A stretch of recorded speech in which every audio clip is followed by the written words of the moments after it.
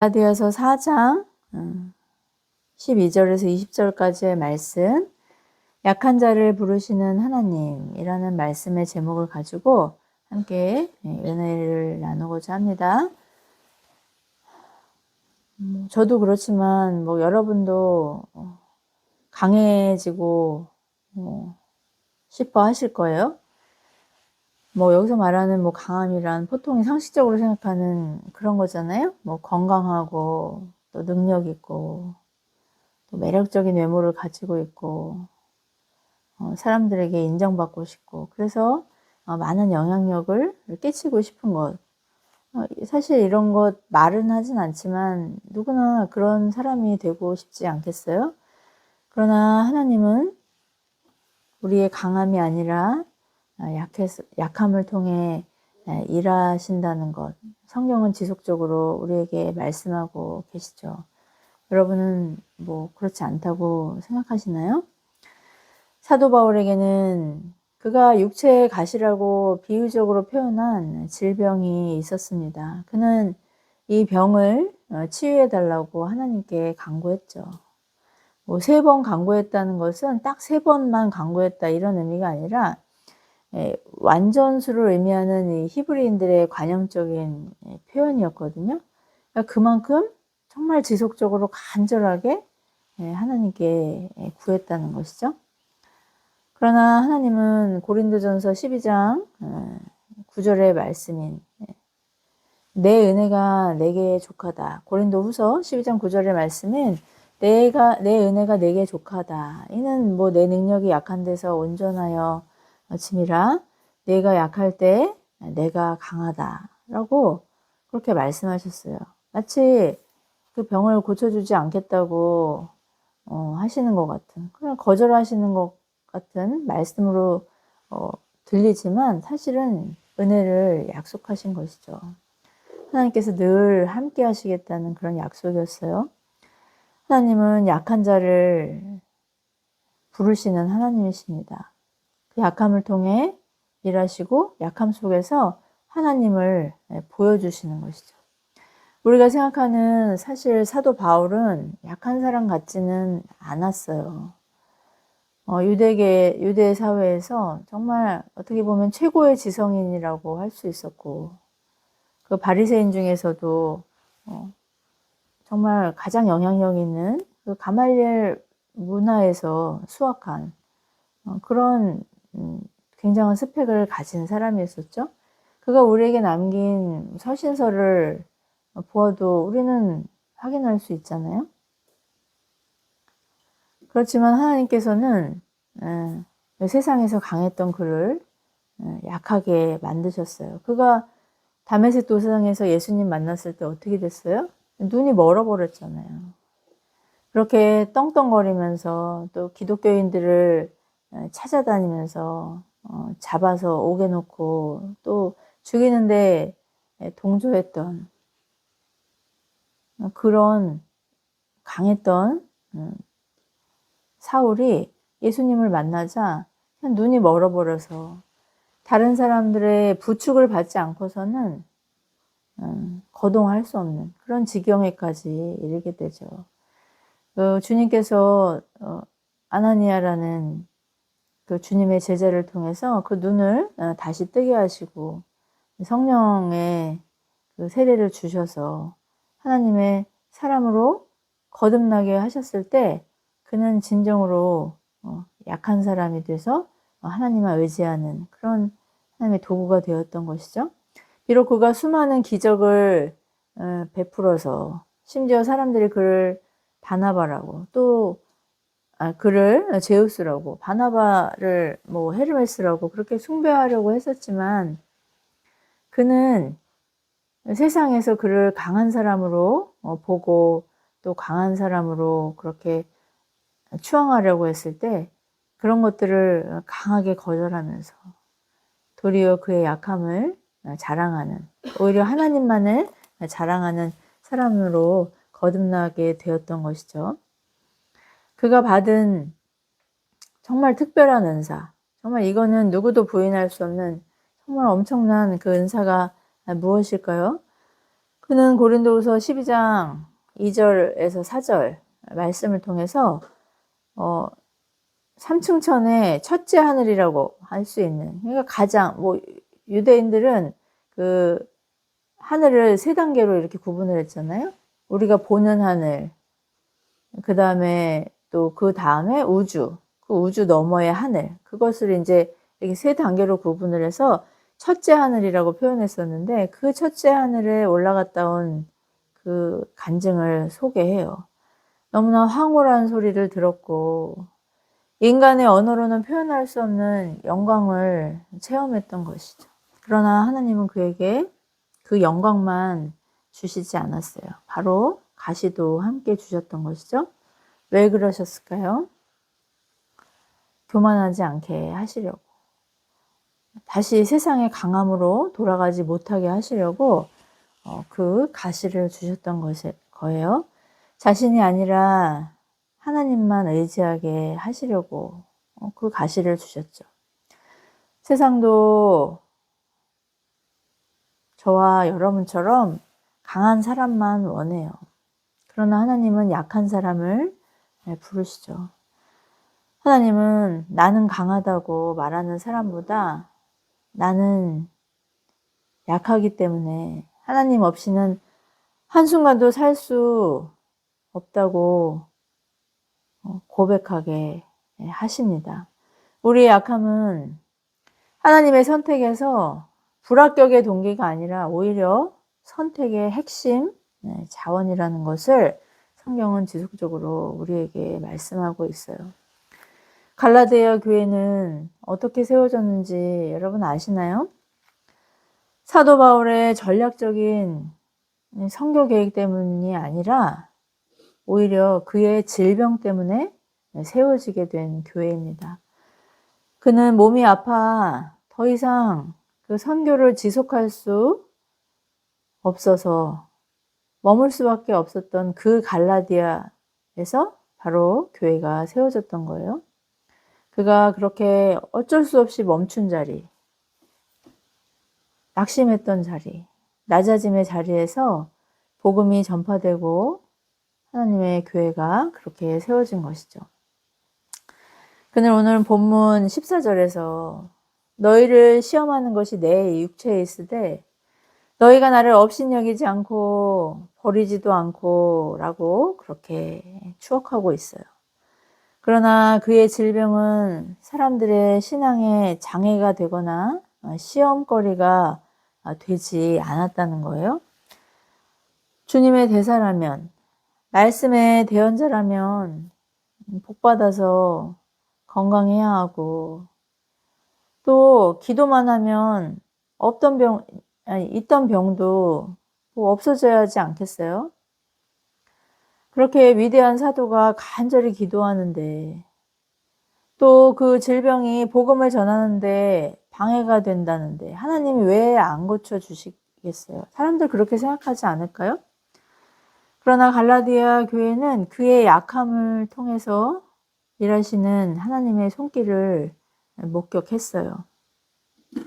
바울을 보지 않고, 연약한 바울, 그냥 사람들 보기에 그렇게 아름답지 않았던 바울을 보지 않고 하나님을 볼 수 있는 은혜의 도구가 바로 그의 약함이었던 것이죠.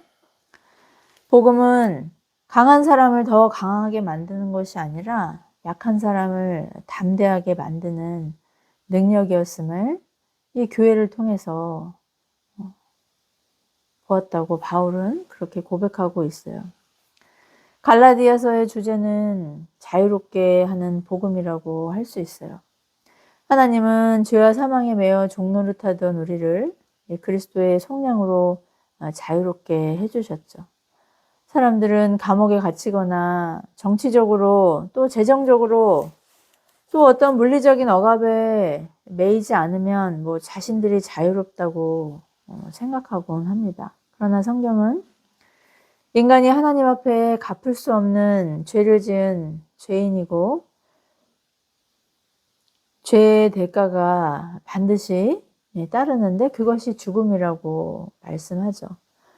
로마서 6장 23절에서 이 죄의 대가는 사망이라고 그렇게 선포하고 있지 않습니까? 진짜 속박은 이 죄의 속박이고, 진짜 감옥은 하나님과 단절된 영적인 죽음의 상태라는 의미예요. 우리의 능력으로는 갚을 수 없는 이 죄값을 예수 그리스도께서 갚아주셨죠. 예수 그리스도의 십자가는 그 죄값을 대신 치르신 사건인데, 이것이 바로 속량이라는 의미잖아요. 십자가는 실패처럼 보이지만 또 무능력함으로 패배로 보이지만, 세상은 십자가를 생각할 때마다 정말 실패를 생각하지만, 사실은 그 실패의 십자가를 통해 하나님은 인류를 구원하시는 당신의 능력을 보여주셨던 것이죠.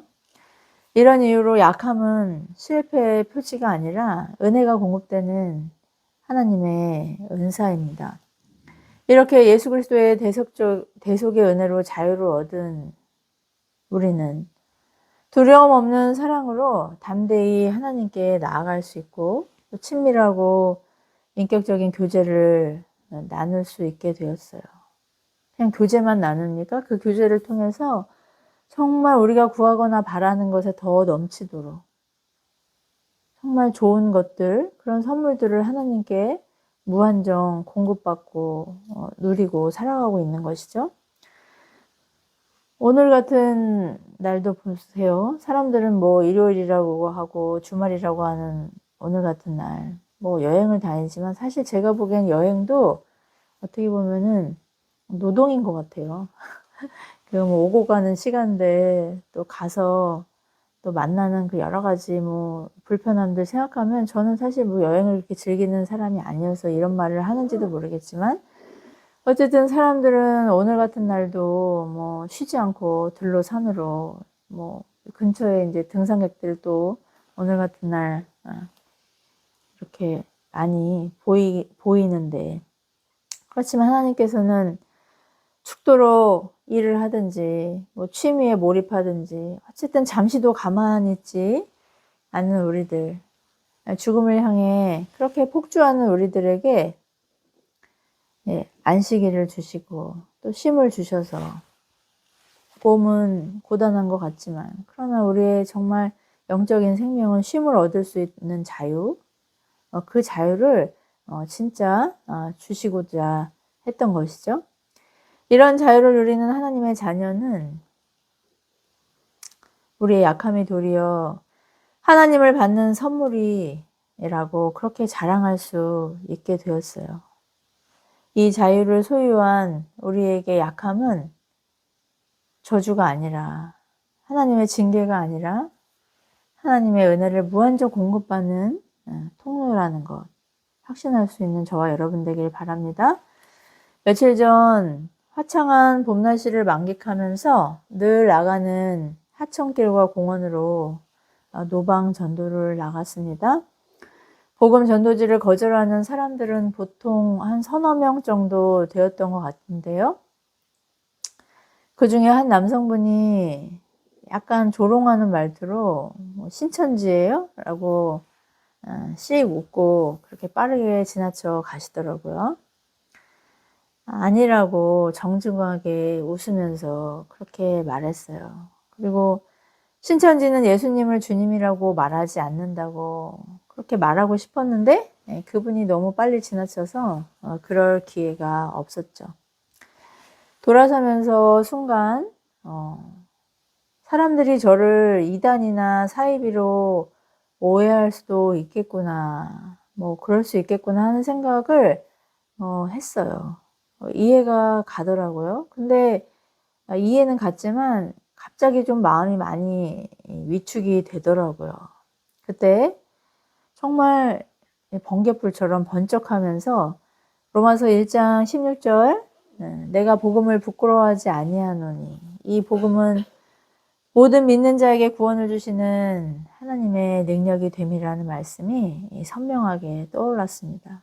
어제 우리가 함께 보았던 그 신의 악단이라는 그 영화에서 그 가짜 부흥회를 그렇게 연기하던 북한의 그 사람들이 예수님을 실제적으로 영접하는 그 상황에서 담대히 이렇게 선포되었던 말씀이 또 로마서 1장 16절이었더라고요. 이 말씀을 붙들고 씩씩하게 목포했던 전도지와 간식을 다 전달하고 주말씀 해이분교회 그 표차를 목에다 걸고 주차장까지 20분 거리를 걸어왔습니다. 나는 움직이는 교회, 또 찾아가는 교회다라는 그런 구호를 마음속으로 외치면서 심지어 강아지를 이렇게 앞세우고 지나치는 어떤 분에게 안녕하세요라고 다정하게 웃으면서 인사도 했죠. 이처럼 복음은 강한 사람을 더 강하게 만드는 힘이 아니라 저처럼 예배당도 없고 교회가 어디 있냐고 묻는 사람에게 가정에서 예배하고 있다고 약간 위축된 이런 약한 사람을 담대하게 만드는 능력임을 새삼 확신할 수 있는 시간이었어요. 저처럼 예민하고 까칠한 사람이 뭐 애기도 아닌데 이 나이 먹도록 여전히 낯가림 심한 사람이 거리에서 모르는 사람들에게 먼저 다가가 인사하고 복음을 전하고 예수 그리스도는 생명의 빛이라는 이 교회의 표차를 목에 걸고 걷게 만드는 힘이라고 또 확신했죠. 세상의 눈으로 보면 이상해 보일지 몰라도 하나님 앞에서는 기뻐하심을 입은 또 변화의 결실이라는 것을 확신할 수 있었어요. 여러분의 약함은 무엇입니까? 우리는 강함에만 주목하지만 하나님은 도리어 우리의 약함을 잘 아시고 그것을 은혜의 도구로 사용하신다는 것이 이 말씀이 여러분에게도 감격으로 여겨지시나요?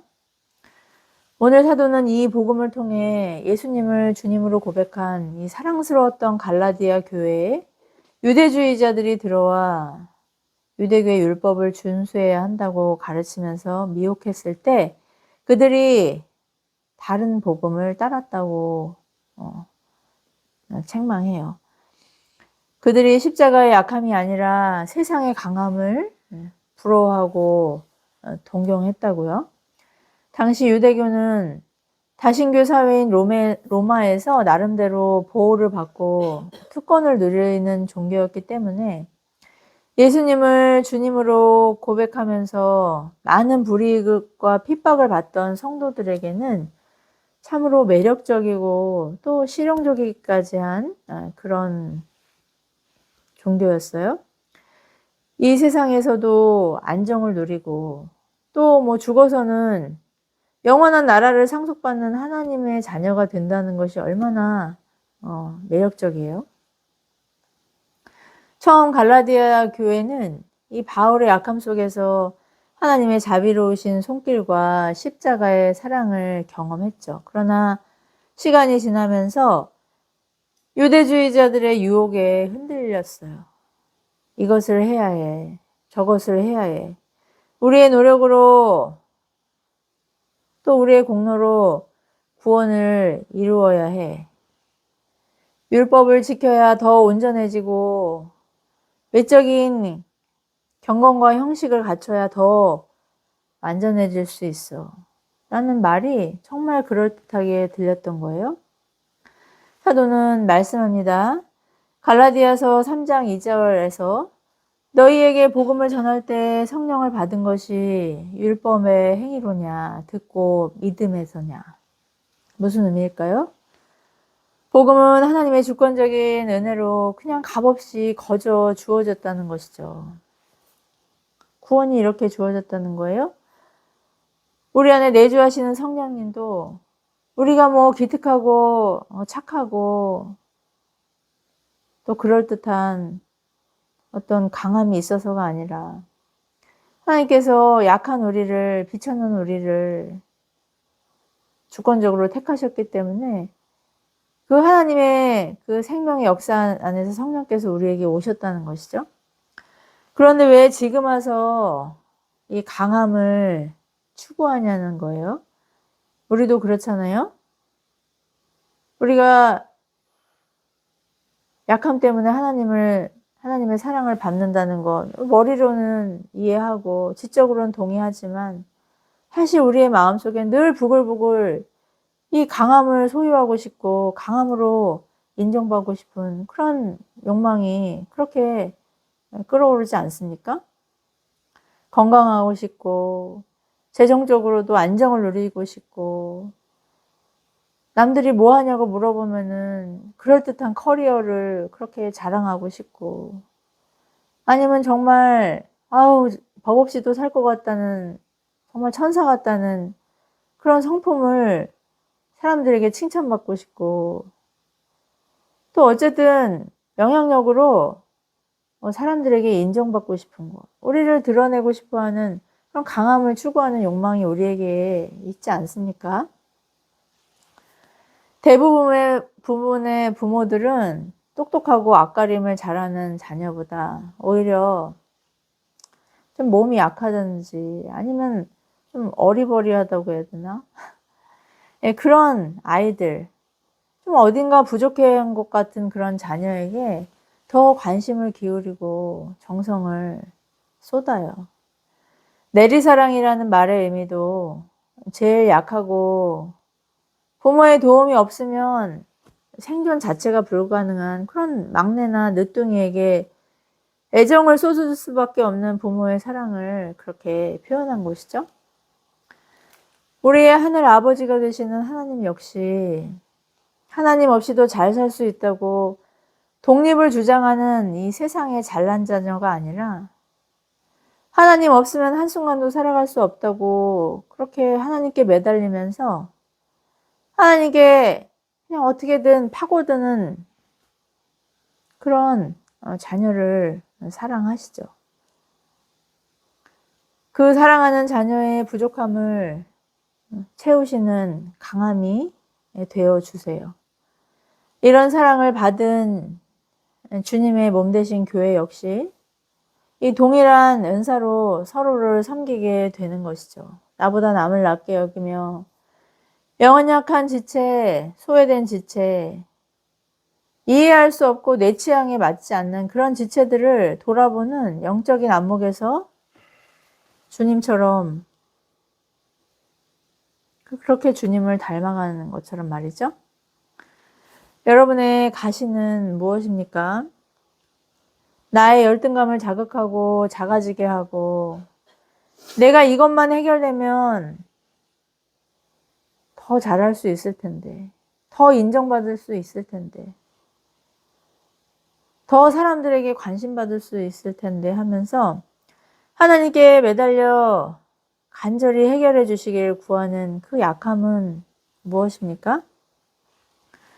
우리는 강점을 통해 정체성을 확인하고 인정받으려고 해요. 그러나 하나님은 우리의 그 가시를 통해 하나님 없이 살 수 없는 자녀로 우리를 빚어 가시죠.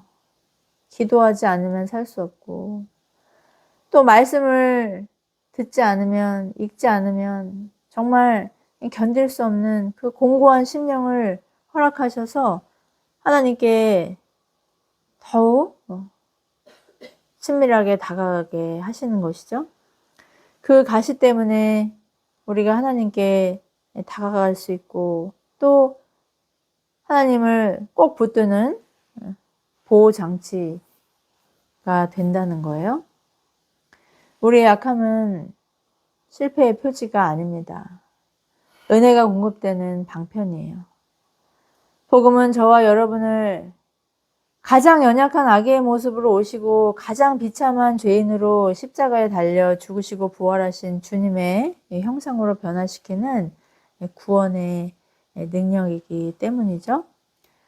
낙심한 우리를 담대하게 하시고 예민하고 까칠했던 우리가 부드러워지고 부끄러움 많았던 사람이 복음을 담대히 증거하고 자랑하게 하시는 능력입니다.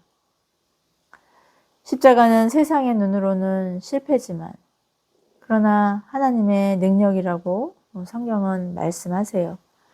내가 약할 그때에 그가 강함이 되어 주시겠다고. 나를 강하게 하시는 것이 아니라 하나님이 강함이 되셔서 하나님을 더욱더 의존하는 우리로 만드실 것이라고 그렇게 말씀하시는 것이죠. 이 진리의 말씀이 그냥 알았어. 다 이해했어. 나도 알고 있어. 그런 말 나한테 위로가 되지 않아.